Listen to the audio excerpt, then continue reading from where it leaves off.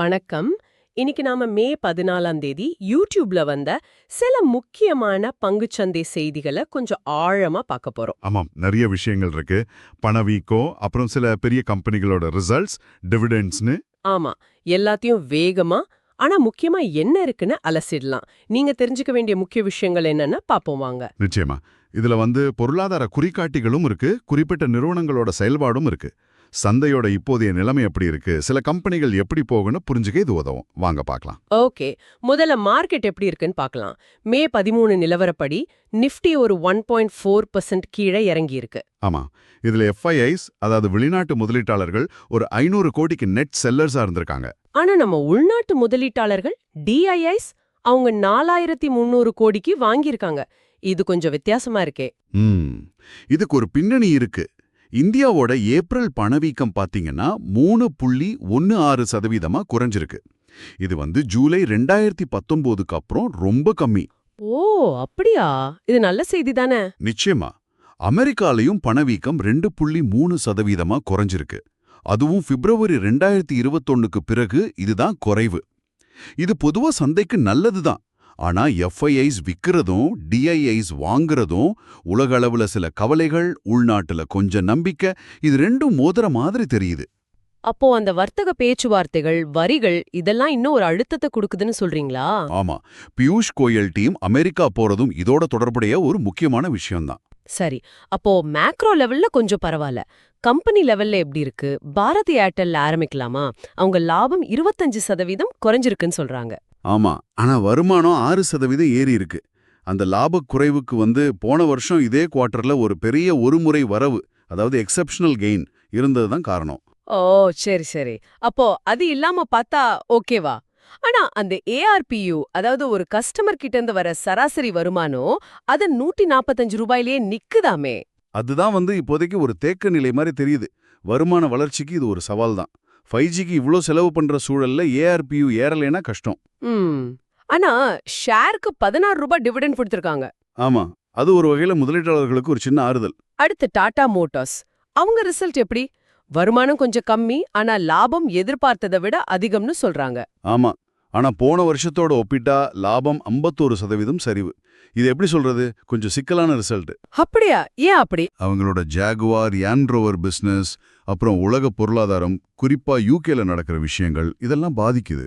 ஆனாலும் India UK வர்த்தக ஒப்பந்தம் சீக்கிரம் கையெழுத்தாகும்னு ஒரு நம்பிக்கை இருக்கு. அதனால எதிர்காலம் நல்லா இருக்கும்னு நினைக்கிறாங்க. ஷேருக்கு 6 ரூபாய் டிவிடெண்ட் கொடுத்திருக்காங்க.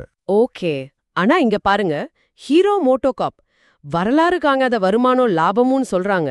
ஆனா மார்க்கெட் ஷேரை இழந்திருக்காங்களாம். இது என்ன கணக்கு? இதுதான் சுவாரஸ்யமான முரண்பாடு. நல்ல லாபம் பார்க்கறாங்க, ஆனா போட்டி ஜாஸ்தியாகி அவங்க சந்தை பங்கை இழக்கிறாங்க. இது நீண்ட காலத்துல யோசிக்க வேண்டிய விஷயம். அவங்க ஷேருக்கு 65 ரூபாய் டிவிடெண்ட் தராங்களாம்.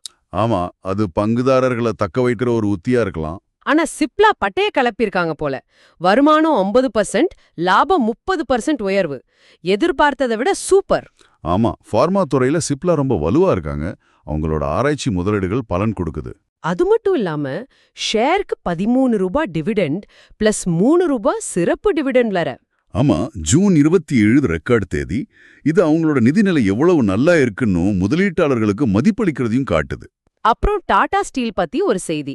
அவங்களோட UK பிசினஸ் 2026 நிதியாண்டுல லாபத்துக்கு திரும்பும்னு CEO சொல்லியிருக்கிறாராம். ஆமா, அதனால ஜெஃப்ரீஸ், JP மார்கன் மாதிரி புரோக்கரேஜ் நிறுவனங்கள் 180 ரூபாய் டார்கெட் வச்சு வாங்க சொல்றாங்க. இது அவங்க மறுசீரமைப்பு மேல ஒரு நம்பிக்கை காட்டுது. இன்னும் சில பெரிய விஷயங்கள் இருக்கு. L&Tக்கு ஒரு பெரிய ஆர்டர் கிடைச்சிருக்கு. சுமார் 2500 கோடியிலிருந்து 5000 கோடி மதிப்புள்ளது. இது நல்ல விஷயம். நாட்டோட உள்கட்டமைப்பு துறை நல்லா போயிட்டு இருக்குன்னு இது காட்டுது. அதே மாதிரி JP அசோசியேட்ஸ் நிறுவனத்தை வாங்க பெரிய போட்டி நடக்குது. அதானி, வேதாந்தா, டாடா பவர்னு பெரிய தலைகளெல்லாம் இருக்காங்க. ஆமாம், இறுதி ஏலம் ஜூன் 9 நடக்கும் சொல்றாங்க.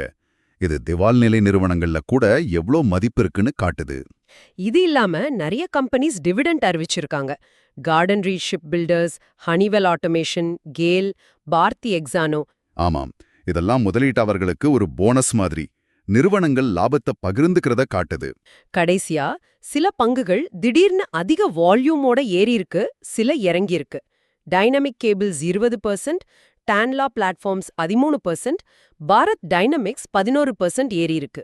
அதே சமயம் இன்ஃபோசிஸ், யூபிஎல் மாதிரி சில பங்குகள் அதிக வால்யூமோட இறங்கியிருக்கு. இத குறிப்பிட்ட பங்குகள் மேல திடீர்னு கவனம் திரும்புறதையோ அல்லது விற்பனை அழுத்தத்தையோ காட்டுது. அப்போ இன்னைக்கு நாம பார்த்ததை வச்சு பார்க்கும்போது ஒரு கலவையான நிலவரம் தான் தெரியுது. பணவீக்கம் குறையறது ஒரு பக்கம் சந்தோஷம்னாலும் கம்பெனி ரிசல்ட்ஸ் எல்லாம் ஒரே மாதிரி இல்ல. கரெக்ட். சிப்லா மாதிரி சில நிறுவனங்கள் நல்லா பண்ணியிருக்கு. டாடா ஸ்டீல் மாதிரி நிறுவனங்கள் எதிர்காலத்துல நம்பிக்கை வச்சிருக்கு. எல்என்டிக்கு ஆர்டர் கிடைச்சிருக்கு. ஆனா அதே சமயம் ஏர்டெல்க்கு ஏஆர்பியு பிரச்சனை, ஹீரோக்கு போட்டி, டாடா மோட்டார்ஸ் லாப சரிவுன்னு சவால்களும் இருக்கு. எஃப்ஐஐடிஐ போக்கும் வித்தியாசமா இருக்கு. ஆமா, அதனால சந்தை கொஞ்சம் யோசிச்சு செயல்படுற மாதிரி தெரியுது.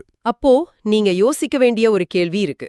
பணவீக்கம் குறைஞ்சாலும் இந்த உலக வர்த்தக பேச்சுவார்த்தை இழுவரி, இந்த மாதிரி கலவையான கார்ப்பரேட் ரிசல்ட்ஸ் இதெல்லாம் வச்சு பார்க்கும்போது அடுத்த சில மாசத்துக்கு சந்தையோட போக்கு எப்படி இருக்கலாம், நீங்க எதை நோக்கி கவனம் செலுத்தலாம் யோசிச்சு பாருங்க. அடுத்த அலசல்ல சந்திக்கலாம். நன்றி.